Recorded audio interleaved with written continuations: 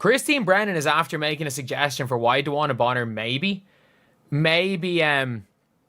left the Indiana Fever, and her reasoning is crazy if true. Here's the twist no one saw coming. WNBA legend Dana Bonner has just been waived by the Indiana Fever after reportedly ghosting the team for weeks. But now, a bombshell report from Christine Brennan suggests this situation goes far beyond basketball. We're talking about something much deeper. So, what really happened between Bonner and the Fever? Share your theories in the comments. Bonner's situation is one of the most unprofessional things I have ever seen in any level of professional sports, and it has to be addressed. If you're not familiar, DeWanna Bonner is cut from the Indiana Fever. We have just waived her, and we've brought back Ari McDonald. DeWanna Bonner has not played in the last few Indiana Fever games, and we were all thinking it was because of personal reasons. And all us Indiana Fever fans were thinking it was something big. I even said on a few of my live... Alright, let's break down this absolute mess. Because honestly, the whole Dana Bonner situation with the Indiana Fever is way wilder than anyone expected. The 37-year-old veteran was waived by Indiana on Wednesday after appearing in just 9 games, but the real tea comes from what Christine Brennan just revealed about why it all went sideways. First, let's get the facts straight. Bonner signed a 1-year deal with Indiana in the offseason and was expected to be a key veteran presence alongside Caitlin Clark on the up-and-coming Fever squad.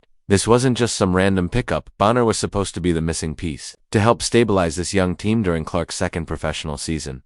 But here's where it gets spicy. DeWanna Bonner had no intention of coming back to the Indiana Fever. So initially we were wondering, hey, what is the reason? And the media has been feeding us this lie. The main reason why DeWanna Bonner is dipping out is because she wants to be in a starting position, and maybe she's mad about Lexi Holt outperforming her. Maybe she's mad about the fact that she's not getting the position of Natasha Howard on the team, and she's just been benched because she has not been playing well. They've also been saying that the fit is not well because she is a very slow player in a team that likes to play really fast. These are good concerns, and these are true probably to a certain extent, but that's not the end of it. What they've been trying to hide is the fact that DeWanna Bonner is leaving to go play with... According to multiple league sources, Bonner had zero interest in staying with the Fever. She essentially vanished from the team, citing personal reasons for weeks before finally getting cut. We've seen players clash with teams before, but what Christine Brennan just dropped takes this to another level. As much as Christine Brennan does very much lean anti-WNBA, she's still Christine Brennan. Like, I know a lot of people want to say, oh, Christine Brennan is this, Christine Brennan is that. But at the end of the day, Christine Brennan is Christine Brennan. She is arguably the most important female sports journalist of all time. Christine Brennan, arguably the most respected female sports journalist on the planet, went on ESPN and dropped some insider info that has everyone talking. But before we dive into what she said, it's important to acknowledge her credibility. Brennan isn't some random blogger throwing out baseless rumors. She's a seasoned journalist with a reputation built on trust and accuracy. If she were making things up, it would destroy her career. So when she speaks, people listen. So here's what she said about DeWanna Bonner. Look at DeWanna Bonner, and there's reporting on her, and yeah. I don't have any inside reporting. So DeWanna Bonner was brought in by Stephanie White, the new coach, formerly a Fever player and coach as well, for the Fever, brought from Connecticut, and she wanted to bring her star veteran, 37-year-old DeWanna Bonner, as a stabilizing influence. A leader went out in 2 games in the playoffs, and they needed more depth and more leadership and more veteran savvy, etc. So that's the decision that Stephanie White makes.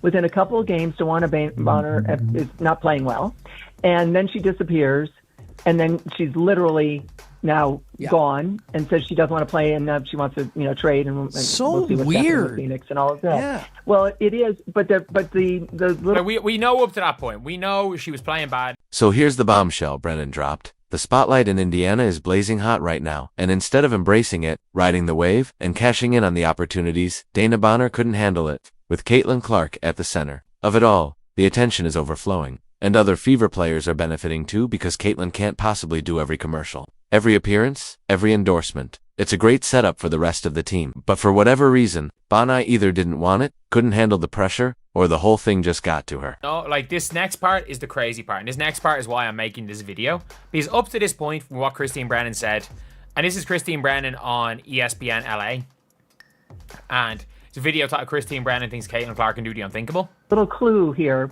I was at that game May 17th, that home opener for the Fever against Chicago, and they just absolutely steamrolled them over 30 points. Great game by the Fever. And Bonner made it third all time at scoring, and had like some points. Her interview right afterwards, it's a joyous moment, right? I mean, we've all seen these interviews. Ramona, you've done them. I've done them. We were talking to the player. This is easy stuff, and she goes, "I was shocked." She said at the crowd.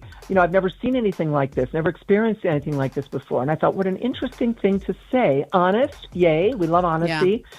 But she's 37 and she's never seen anything like this. She meant is 17,000 people, packed house, going crazy. They know their basketball, and they love you, and they love Caitlin, and they love everything about the team that Bonner is now on. Great, okay. And in talking to a source or two, it appears that Bonner was unable to, in some way, shape, or form, just deal with that spot. So what really happened with Dana Bonner and the Indiana Fever? Christine Brennan's bombshell theory, all right? Let's break this all down, because the Dana Bonner situation with the Indiana Fever is way more explosive than anyone saw coming. Veteran star Dana Bonner, 16 seasons in the WNBA, multiple championships, 6-time All-Star, was waived by the Fever after playing just 9 games. On the surface, it looked like a typical veteran past her prime situation. But then, Christine Brennan, one of the most respected journalists in sports, dropped a bombshell on ESPN that reframed everything. Before we get into it, let's be clear. Brennan is not some random blogger stirring the pot. She's built her career on integrity and credibility. If she's reporting this, there's substance behind it. The bombshell Brennan's theory. The spotlight in Indiana, fueled by the Caitlin Clark effect, was just too much for Bonner. The endorsement deals, the media frenzy, the packed arenas, the constant scrutiny, it was unlike anything the WNBA has ever seen. Caitlin Clark can't do every commercial, every event, every signing, so that overflow of attention spills to her teammates. For many players, that's a dream. For Bonner, maybe not. The first red flag, let's rewind to May 17th, Bonner's first home game with the Fever. After the game, she said something that now hits different. The crowd kind of shocked me a little bit. "This is my first time playing in this kind of environment." Wait, what? This is Dana Bonner we're talking about? She's played in finals. She's been in hostile arenas. She's done it all. And this crowd shocked her. That says a lot about just how intense the Clark spotlight really is. The Caitlin Clark effect. Let's be real. The Caitlin Clark effect is not just hype. We're talking 17,000 fans, nationally televised games, and unprecedented attention. Every move is analyzed. Every game is a media event. It's not just basketball anymore, it's a cultural phenomenon. Brennan's theory is that Bonner simply couldn't adjust to that environment. And honestly, that tracks. We've seen players in other sports dominate when no one's watching, then fall apart under bright lights.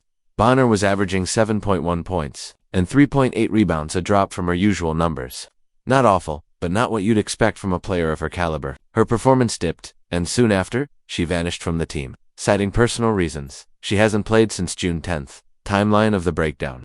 Let's walk through the sequence. February, Bonner signs a 1-year $200,000 deal with Indiana. May 17 becomes the third all-time leading scorer in WNBA history. Postgame makes that now infamous comment about being shocked by the crowd. Following weeks, bench, then disappears from the team entirely. June 10th, last game played. June 26th, waived by the Fever, according to multiple sources. Bonner had no interest in returning to Indiana. Brennan's theory, she just couldn't handle the circus around Clark and the Fever. The business side, here's what makes this even more baffling. The Fever are a goldmine for endorsements right now. With Clark unable to do everything, teammates are cashing in. This is the team to be on. Most players would jump at the chance, but apparently Bonner didn't want that kind of spotlight.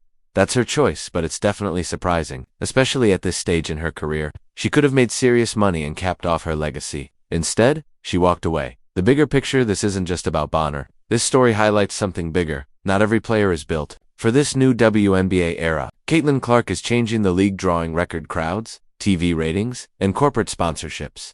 Some players are thriving in that world, others struggling to keep up. It's worth noting that Clark herself praised Bonner early in the season, saying, "She leads, she talks, and for me as a second-year point guard, I want to win for her. This is the end of her career, she deserves it." High praise. And a clear sign that the team expected Bonner to be the leader. Instead, she bailed intentionally or not. Social media clapback after getting waived. Bonner posted on Instagram, "A quitter. Nah, never been that. But when the time comes, let's just make sure the apologies are as loud as the disrespect." She's clearly frustrated. And I get it, nobody wants to be labeled a quitter. But if Brennan's theory is accurate, well, it's hard to call it anything else. What's next? Bonner reportedly prefers landing with Phoenix or Atlanta teams where she can be more of a focal point, not a supporting cast member in the Caitlin Clark show. That kind of supports Brennan's theory. Meanwhile, the Fever signed Ari McDonald to help fill the gap Bonner left.